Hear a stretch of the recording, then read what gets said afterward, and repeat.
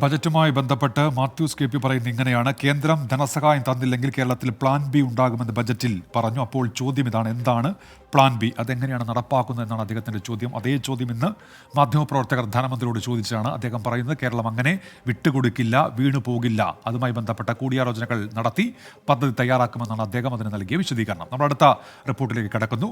കൊച്ചിയിൽ പരിശോധന ശക്തമാക്കി ഭക്ഷ്യസുരക്ഷാ വകുപ്പ്. 2023 പിഴ ഇനത്തിൽ മാത്രം ഈടാക്കിയത് 47 ലക്ഷം രൂപയാണ്. ഹോട്ടലുകളിലും മത്സ്യവില്പന കേന്ദ്രങ്ങളിലും ഉൾപ്പെടെ ഭക്ഷ്യസുരക്ഷാ വകുപ്പിന്റെ പരിശോധനകൾ കർശനമായി തുടരും. 2023 ജനുവരി മുതൽ ഡിസംബർ വരെ കൊച്ചിയിൽ ഭക്ഷ്യസുരക്ഷാ വകുപ്പ് നടത്തിയത് 10,000-ലധികം പരിശോധനകൾ. വീഴ്ച വരുത്തിയതിനെ തുടർന്ന് 437 കടകൾ അടച്ചുപൂട്ടി.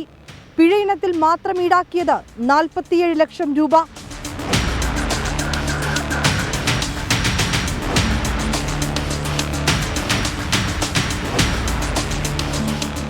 മൊബൈൽ ലാബുകളുടെ നേതൃത്വത്തിൽ എറണാകുളത്ത് 2824 പരിശോധനകളാണ് നടത്തിയത്. ഷവർമയിൽ നിന്ന് ഭക്ഷ്യവിഷബാധയുണ്ടായ സംഭവങ്ങൾക്ക് പിന്നാലെ ജില്ലയിൽ 782 ഷവർമ വിൽപ്പന നടത്തുന്ന കടകളിലാണ് ഭക്ഷ്യസുരക്ഷാ വകുപ്പ് പരിശോധന നടത്തിയത്. ഇതിൽ 343 കടകൾക്ക് നോട്ടീസ് നൽകി. 86 കടകൾ അടച്ചുപൂട്ടുകയും ചെയ്തു. ഷവർമ വിൽക്കുന്ന കടകളിൽ നിന്ന് 10,15,000 രൂപയാണ് പിഴയായി ഈടാക്കിയത്. എറണാകുളത്തെ മീൻ വിൽപ്പന കേന്ദ്രങ്ങളിലും ഭക്ഷ്യസുരക്ഷാ വകുപ്പ് പരിശോധന നടത്തിയിരുന്നു. ഈ പരിശോധനയിൽ 69 കടകൾക്ക് നോട്ടീസ് നൽകി. 2,10,000 രൂപയാണ് പിഴയായി ഈടാക്കിയത്. 6,630 കിലോ കേടായ മീനുകൾ കണ്ടെത്തി നശിപ്പിക്കുകയും ചെയ്തു. കൊച്ചിയിലെ 149 ഹോസ്റ്റലുകളിലും പരിശോധന നടത്തി. ഇതിൽ 57 സ്ഥാപനങ്ങൾക്ക് നോട്ടീസ് നൽകി. ഒരു ഹോസ്റ്റൽ അടച്ചു.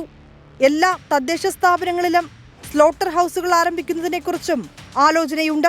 ഹോട്ടലുകളിലും മത്സ്യവിപണന കേന്ദ്രങ്ങളിലും ഹാർബറുകളിലുമൊക്കെ ഭക്ഷ്യസുരക്ഷാ വകുപ്പിന്റെ പരിശോധനകൾ തുടരും. വീഴ്ച കണ്ടെത്തിയാൽ നടപടിയുണ്ടാകും. വിനീത VG 24 കൊച്ചി. പൊതുജനം കഴുതയല്ല സാർ.